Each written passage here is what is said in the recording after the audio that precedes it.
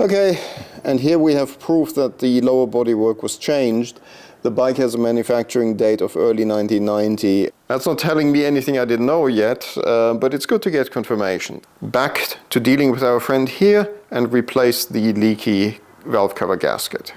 So these gaskets come in a bag and they tend to be pretty scrunched up. So in order to have them halfway flat and cooperative, I tend to put them down on a flat cardboard like I did here. I'm also going to use a bit of Heidelmar to just attach them a little bit in the areas where they might otherwise not line up. One quick tip, you do want to put something underneath the engine when you pull off the valve cover.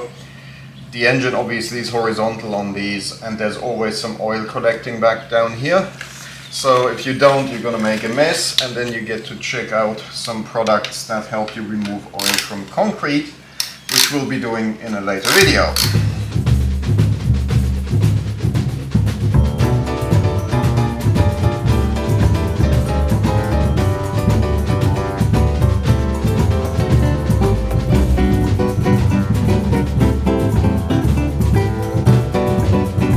Okay, this is what it looks like.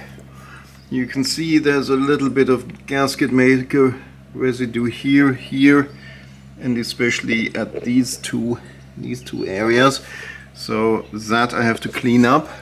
But other than that, just look at how clean the cams look. So the more I work on this bike, the more I am convinced that the mileage on this bike is genuine. Okay, that's that one put together. Took me a little bit longer than I expected it to, but that's also because I spent some time cleaning up the bolts and all that. I also checked the workshop manual after I put the valve cover back on, and it turns out that you're supposed to use some sealant in the areas where to scrape it off. So I had to take it off again, put the sealant on. You're also supposed to put some oil on the gasket, so I did all that, so we're all good now. So now I need to clean up around here. This is where the oil and water pumps sit. They're sandwiched together and they're notorious for leaking after sitting for a while.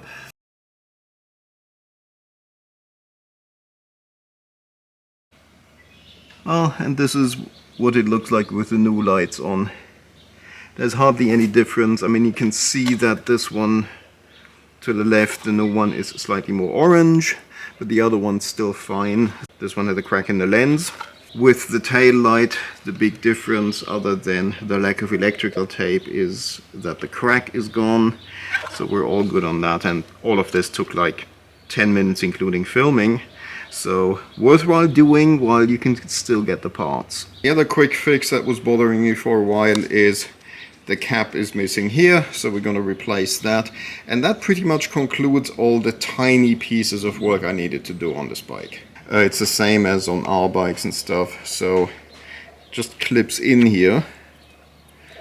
Theoretically, yeah, pushing it in, and now this looks like what it's supposed to look like. Alright, as you can see, I have the fairing back on, well, the parts I took off.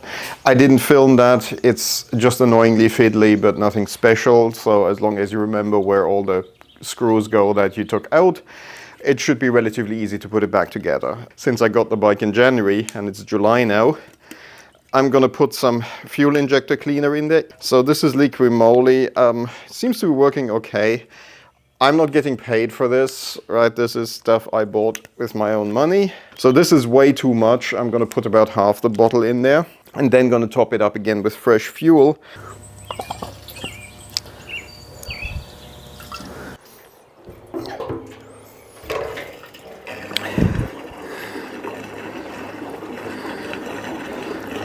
Again, as I mentioned, I don't know how old the fuel is in here other than the gallon I put in before I rode it home from where I picked it up.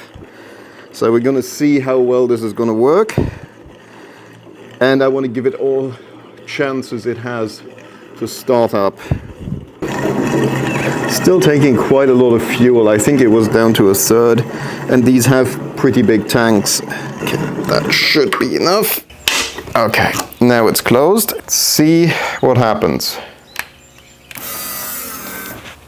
Okay, fuel pumps run up.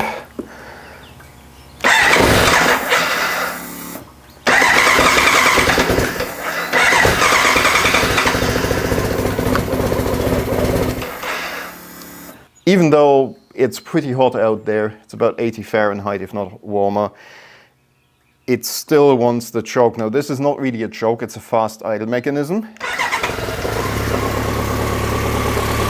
Here we go.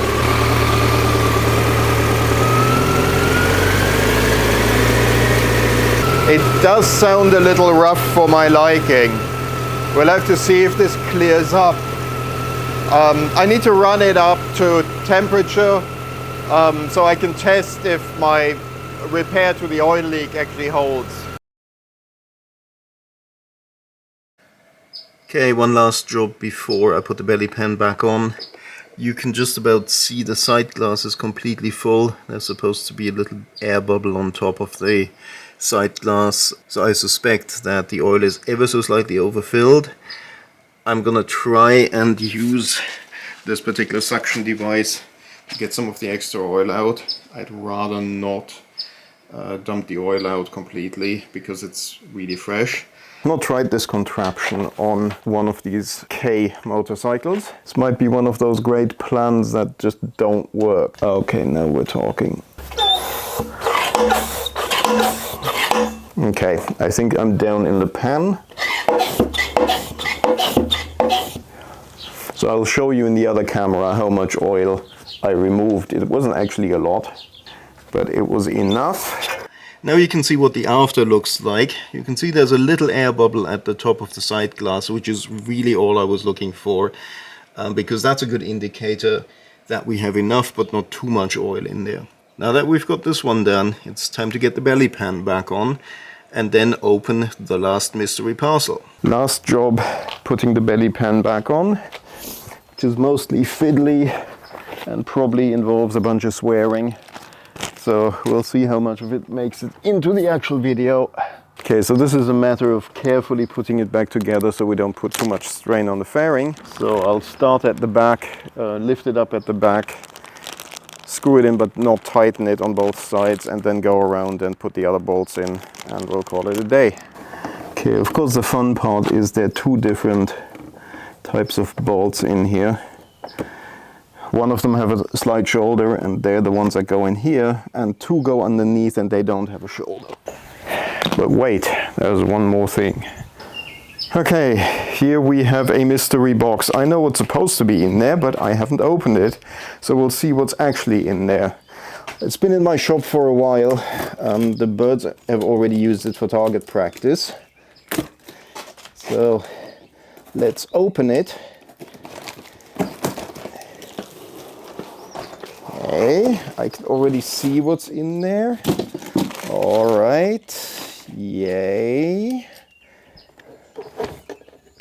Okay, this is the mystery item. It's a top box for K100RSs, also for K75Ss and all that. You can see it's a lot smaller than the one you would find on an LT or RT, which is kind of the whole point.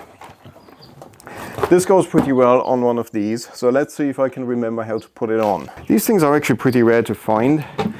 A lot of people ended up buying the side cases, but they didn't buy these. Put that on here, that on here.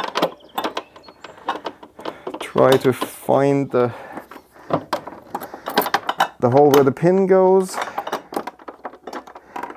Like so, and we have a top box. We don't have a lock for it. It does have a lock, but I don't have a key for it. Unfortunately, it didn't come with a key. But that was the remaining missing piece when it came to luggage.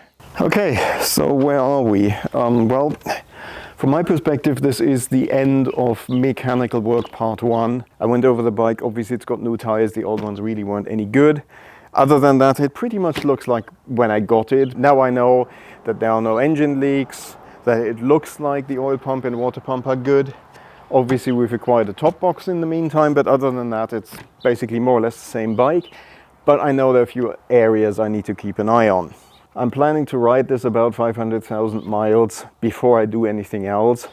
For starters, I don't know if it was stored with old fuel in there, so right now I've got fresh fuel in here. with injector cleaner, see if that makes any difference to the way it runs. It runs okay, it's a little bit buzzy, but they are buzzy.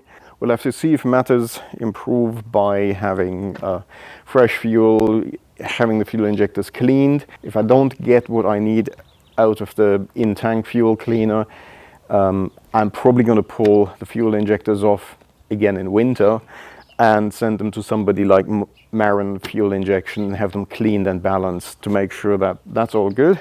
Other than that, it's mostly a matter of getting used to this bike. As I mentioned before, I've owned the European version about 20 years ago.